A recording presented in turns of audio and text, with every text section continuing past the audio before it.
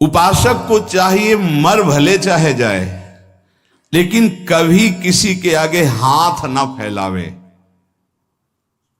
जिसको भगवत प्राप्ति करनी, भिक्षान्न के सिवा। भिक्षा के लिखा, भूख लगेगो मांग खाऊंगो, गिनो न सांझ सवेरो। ब्रजवासिन के भूख टूक और घर घर छाछ महेरो, ऐसो कब करी हो मन मेरो। इसके लिए तो आदेश है कि आप 5 घरों से जाकर अपने उदर का पोषण करने के लिए अन्न, अगर वो पैसा देता है तो उस समय नहीं लेना चाहिए। जैसे हम भिक्षा मांगने गए और किसी ने 50 रुपये निकाले, बाबा रोटी तो ना है, 50 रुपये कुछ खा ले। नहीं, हम रुपया लेने नहीं आए, रोटी हो तो दो, नहीं राधे श्याम चल दिए। भक्त वही परिपक्व अवस्था को प्राप्त होता है जो कभी ऐसे नहीं करता, अर्थ नहीं मांगता। भक्त की शोभा उसकी भक्ति है, ना कि धन वैभव कीर्ति। ये उसकी शोभा नहीं। ये तो जो जानते ही नहीं कि भक्ति किसे कहते, परमार्थ किसे कहते ना, आप आश्चर्य मानोगे। उनके पास खुद पता नहीं कि मेरे पास कितना पैसा है, इतना पैसा है, ऐश्वर्य है। ये भक्ति का परिचय होता है क्या? भक्त की शोभा भगवत प्रियता से है। ये लौकिक कीर्ति, लौकिक निर्माण, लौकिक संपत्ति से भक्ति की महिमा नहीं। अरे भाई 4 आश्रम है, 40 आश्रम है, 100 आश्रम, इससे नहीं हुए, स्थिति से है। भक्त की शोभा भक्ति से है, भगवत प्रियता से है। जब ऐसी भक्ति आती है तो भगवान उस भक्त के हाथ का खिलौना बन जाते हैं। भगवान उस भक्त के हाथ का खिलौना बन जाते हैं। रहे सर्वत्र एक समान, पर निज भक्तों के लिए छोटा है भगवान। भगवान अपने भक्तों के लिए सबसे छोटे बन जाते हैं, और जैसा वो चाहता है भगवान वैसे खेलते हैं। भक्त 3 प्रकार के होते हैं। एक होते सकाम, एक होते निष्काम, और एक होते प्रेमी। सकाम भक्त जो भगवान की आराधना लौकिक पारलौकिक भोगों की प्राप्ति के लिए करते हैं। ज्यादा मिठास नहीं इसमें, इसमें मिठास नहीं होती। सकाम भक्ति में बड़ा कड़ुआपन लगता है जब वृंदावन की भूमि से देखे। अपने बेटे को जब भोजन पवाते हो तब क्या कामना होती है तुम्हारे अंदर? बेटा पाले और स्वस्थ रहे। लेकिन जब भगवान को भोग लगाने के पहले ही सोचते हो कि हे बिहारी जो, अगर ये काम मेरा बन गया तो तुम्हें भोग लगा देंगे। अखिल कोटि ब्रह्मांड के स्वामी तुम्हारे भोग के भूखे बैठे हैं। सौभाग्य है कि तुम्हारा भोग लगाने का भाव आ रहा है। अपने बेटे जैसा प्रभु को नहीं पवा सकते क्या? कोई भी मां अपने बेटे को पवाती है, उससे पूछो तुम्हारी क्या कामना है? कहीं पागल हो, मेरा बेटा कामना क्या है? वो अच्छे से दूध पी ले, खा पी ले और खेले, यही वो खाए पिए, उसका घर है, मेरा बेटा है। क्या भगवान के द्वारा दी हुई सारी सामग्री तुम्हारे पास नहीं? क्या तुम श्री भगवान के अंश नहीं हो? क्या अपने प्रीतम प्रभु को ऐसे भोग लगाया जाता है, तय करके भोग लगाया जाता है? क्या आप अपने बेटे को, अपने पति को, अपने प्रियजनों को, अपने संबंधियों को ऐसा ही भोग लगाते हो? नहीं, कोई कामना नहीं होती। और दुलार करके परोस परोस के पवाते हो कि जितना अधिक पाले मेरा बेटा अच्छा है। तो मेरे प्रभु, तो सकामता में मिठास नहीं होती, एक लेन देन का व्यापार होता है, उसको प्रभु से कोई प्रियता नहीं होती। इसीलिए खास कोई बात नहीं हुई। बस इतना ही भगवान की महिमा है कि वो इनको भी उदार कह रहे हैं कि जो अर्थार्थी आर्त है, जिज्ञासु है, ज्ञानी है, उसमें आर्त और अर्थार्थी भी उदार ही हैं, क्योंकि वो मेरे से मांग रहे हो। वो भगवान की उदारता है। बकाया इसमें कोई स्वाद नहीं लगता, छरछराहट सी लगती है अंदर। आपको फूल बंगला बनवा देंगे, आप हमारा ये काम कर दो। अरे जिनके एक संकल्प से अनंत ब्रह्मांडों की सुगंध और पुष्प वाटिकाएं, ऐसे देववन हैं कि आप लुभायमान हो जाएं, बेहोश हो जाएं, ऐसी सौरभ है वहां। कल्पतरु, मंदार, पारिजात आदि विविध वृक्षों से परिपूर्ण देववन, ऐसी ऐसी दिव्य वाटिकाएं, कैलाश की शोभा पढ़ो, बैकुंठ की भगवान का कितना बड़ा वैभव है। उनको तुम 2-4 लाख के बाहरी फूल मंगा के बिना सुगंध वाले नीले पीले रंग दिखाई देते, सौरभ थोड़ी, भगवान उससे प्रसन्न नहीं होते। सही मानो आज तक जो शास्त्रों में स्वाध्याय हुआ और संतों की कृपा से भगवान सिर्फ अपनेपन से प्रसन्न होते हैं, अपनापन, और वो अपनापन सकामी पुरुष दे नहीं सकते। बीच में पर्दा रहता है, भगवान और हम और भगवान आप हमारा ये काम कर दो, हम आपके लिए मंदिर बनवा देंगे। हाँ, ऊसर में बैठे हैं, तुम मंदिर नहीं बनवाओगे तो अभी, अरे भाई अनंत ब्रह्मांडों का सृजन केवल एक पलक झपकने में हो गया, जिनके भ्रकुटी विलास सृष्टि लय हुई। कैसा अपने बेटे के लिए घर कैसे बनवाते हो? इसमें बहू बेटा रहेगा, इसमें हम रहेंगे, इसमें बड़ा रहेगा, इसमें छोटा रहेगा। मंदिर भी हम ऐसे बनवाते, भोग भी हम अपने बेटे जैसा लगाते। अपनापन नहीं तो भगवान न भोग पाते हैं न मंदिर में बैठते हैं। ध्यान रखना, अपनापन सारा खेल भाव का है। लाला बाबू के जब श्याम सुंदर चंद्रमा ठाकुर जी विराजमान हुए तो मंत्रों के द्वारा प्राण प्रतिष्ठा हुई। तो लाला बाबू नजदीक गए और भाव में भरकर जे प्रभु को हृदय से लगाया। बोले आ गए प्रभु, बोले प्रमाण दीजिए। माखन जो भोग लगाने के लिए लाया गया था ऐसे माथे पे रख दिया। तो जब तक शरीर में गर्मी नहीं होगी तो माखन कैसे, पूरा माखन पिघल करके बह गया। बोले प्रभु आ चुके हैं। भाव, प्रभु कहां थे? भाव, जहां भाव किया, भाव मेरे प्राणनाथ, मेरे जीवन धन। सकाम भाव में बहुत कड़वाहट है, वृंदावन की भूमि से देखने पर बहुत कड़वाहट है, वो कोई खास बात नहीं है।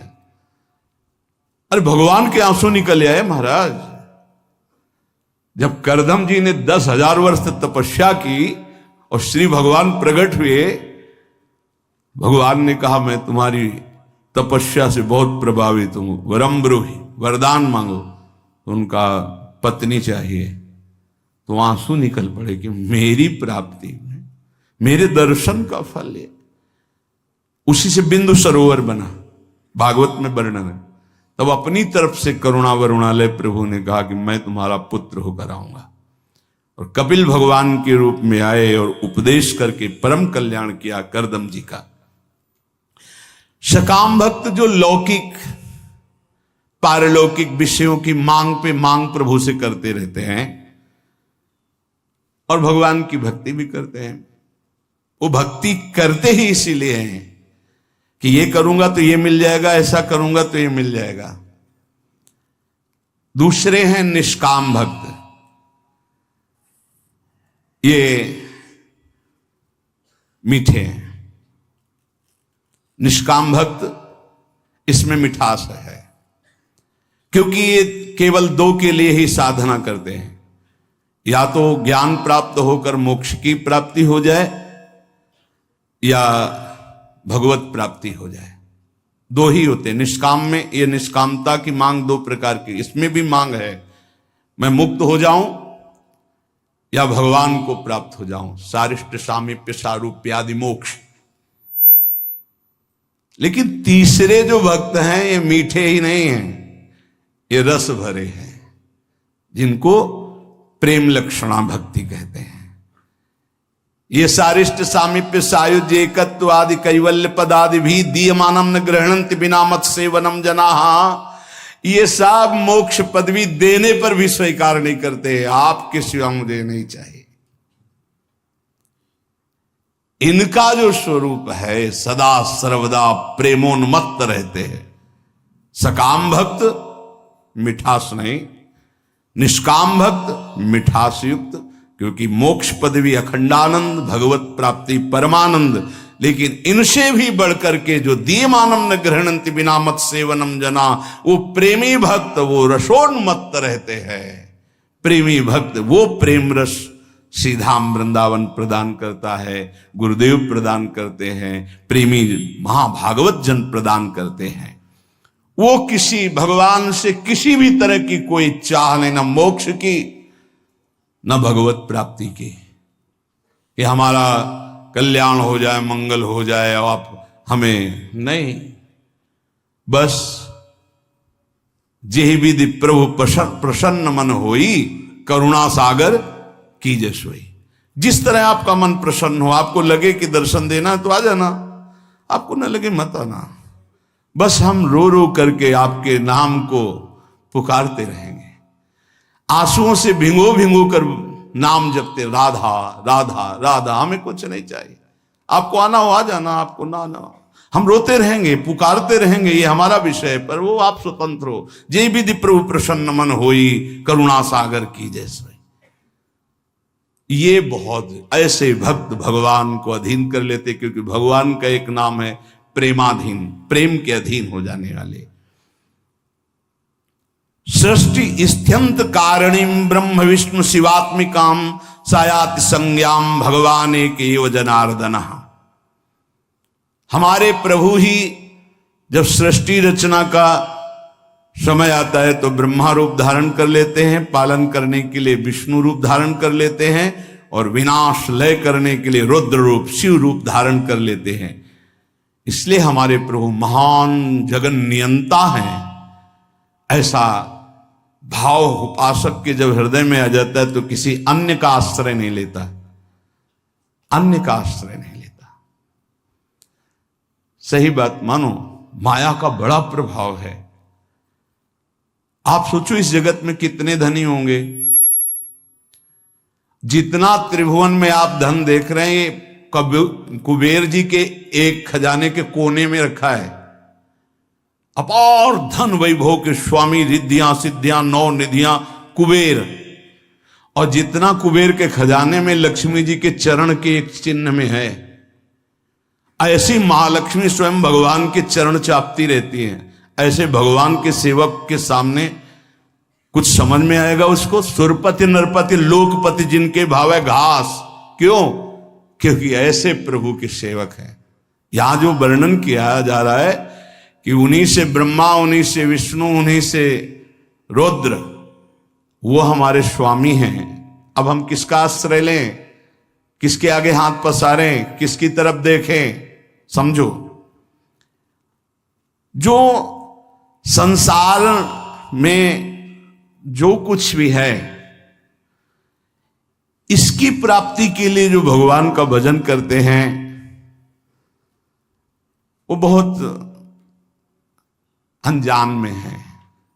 जैसे हीरे के बदले कांच लेना चाहते हैं, ऐसे भुलावे में है। मणिगण पुंज ब्रजपति छाणत हित हरिवंश कर गई कंचु। नाम जप कर रहे हैं और चाहते हैं संसार की वस्तुएं, तो मानो महान कीमती मणि के बदले में कांच खरीद रहे हैं। जो अपनी कीर्ति, अपनी प्रतिष्ठा, भगवदी आनंद को छोड़कर लौकिक आनंद की चाह के लिए भजन करते हैं, वो भी बड़े भुलावे में हैं। सच्चा उपासक सर्वत्र भगवान को देखते हुए, सब में भगवान को देखते हुए, कोई चाह न रखते हुए, निरंतर भगवान की प्रसन्नता के लिए भजन करते हैं। इससे मेरी प्रिया जो प्रसन्न हो जाए। जब हमारा भजन का मतलब क्या है? पुकारना, राधे श्याम, राधा वल्लभ, राधा राधा राधा। हम पुकार रहे हैं, अपने स्वामी का स्मरण कर रहे हैं। कहीं भी महत्व ना हो जाए, कहीं ना महत्व हो। बहुत विचित्र माया है। ये हम बार बार प्रार्थना कर रहे हैं। इस बात को आप कृपा करके समझने की चेष्टा करें। प्रभु के समान सिर्फ प्रभु हैं, दूसरा कोई नहीं। इतना बात समझो, प्रभु के स्थान पर कोई ना आ जाए। ये बड़ी माया प्रवीण है कि प्रभु के स्थान में कोई वस्तु, व्यक्ति स्थान भेज सकती हो, कोई भी। बस आपकी चतुरता इसी में कि प्रभु के स्थान में केवल प्रभु रहने चाहिए। ये आप देख लीजिए, इसकी पहचान है कि जब वो प्रभु से बढ़कर कोई वस्तु बना के माया भेजेगी तो प्रभु को भूल जाओगे आप। आपकी दृष्टि में जहां प्रभु से बढ़कर हुई, तहां प्रभु को भूल जाओगे। प्रभु को भूल गए तो अभी आपकी भक्ति बहुत ही कमजोर है। अब आप ये देख लीजिए, जब आप टीवी देखते हैं तो आपका निरंतर मंत्र चलता है, जब आप किसी से बात करते हैं तो वृत्ति भगवान में होती ही नहीं, जब आप भोजन करते हैं तब वृत्ति भगवान में होती है, जब आप चल रहे होते हैं तो वृत्ति कहां होती है। ये सब बातें, अगर आप किसी व्यक्ति से बात कर रहे हैं, प्रभु को भूल गए अंदर से, तो व्यक्ति बड़ा हो गया, प्रभु का स्मरण छूट गया, प्रभु छोटे हो गए। आप कोई रुपया पैसा भोग सामग्री कोई दृश्य मनोरंजन, प्रभु का नाम छूट गया, वो ज्यादा हो गया। किस कोटि के भक्त हो, माया के एक प्रापंचिक विषय में इतनी सामर्थ्य आ गई को भगवान को भुलवा दिया, तो तुम्हारी निष्ठा कहां रही, तुम्हारा चिंतन कहां रहा। जरा इस कसौटी पे कसो अपने को, इस कसौटी पे देखो। ये देखी हुई बात यहां की कहते हैं, इस कसौटी पे कस के देखो। टीवी चल रही हो, आप देख रहे हो, आपका बिल्कुल कोई भी दृश्य चित्त अपहरण न करने पावे, हर सेकंड आपका मंत्र चल रहा है विजयी। बाजार में घूम रहे हो, सब कुछ देख रहे हो, लेकिन मंत्राकार वृत्ति विजयी। कोई व्यक्ति सामने है, उससे बात कर रहे हो, लेकिन भाव में एकदम भरे हुए, एकदम भगवान का विस्मरण, एक सेकंड का विजयी। अच्छे अच्छे पदार्थ सामने रखे, खा रहे हो, लेकिन चिंतन प्रभु में विजयी। विषयाम गृहणंत मुंचंतुआ, हे भगवत पार्षद हो, कोई साधारण नहीं हो तुम, भगवदांश हो, भगवत पार्षद हो, अपने स्वरूप को पहचानो, जागो। ये माया तुम्हें परास्त नहीं कर सकती, तुम स्वयं परास्त होना सीख गए हो, इसलिए परास्त हो रहे हो। तुम्हें कोई परास्त नहीं कर सकता, भगवत शक्ति संपन्न हो, भगवदांश हो। हमारी बात को समझना, यहां कितना छोटा स्वरूप भगवान का बना लिया गया कि खान पान की थोड़ी सामग्री भगवान को भुलवा सकती है। एक साधारण प्रियता वाला व्यक्ति भगवान को भुलवा सकता है, वो अपना स्थान इतना जोर कर लेगा, प्रभु भूल जाएंगे। कौन, कैसे भक्त हो? अरे जिनके एक इच्छा मात्र से ब्रह्मा विष्णु महेश सृजन पालन संहार करते हैं, वो हमारे प्रभु हैं, स्वामी हैं।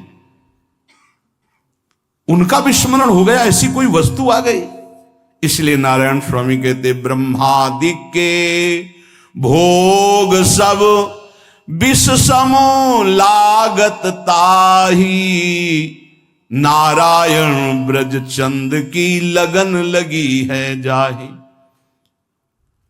उसे ये बहुत अच्छा है कि जब आप लोग प्रसाद पाते हैं, एक दिन साथ में आपके जब बैठे, तो जो राधा राधा राधा और एक ऐसा भागवती, इसमें तो आपको बड़ा सहयोग मिलता है भगवत स्मरण में। ऐसा ही अंदर से चलना चाहिए। जब आप हर समय अलग हो, मान लो भोजन पाते समय श्रवण इंद्री में तो नाम पड़ रहा है, लेकिन अंदर से भी चलना चाहिए हर समय। जीवन का लाभ क्या है?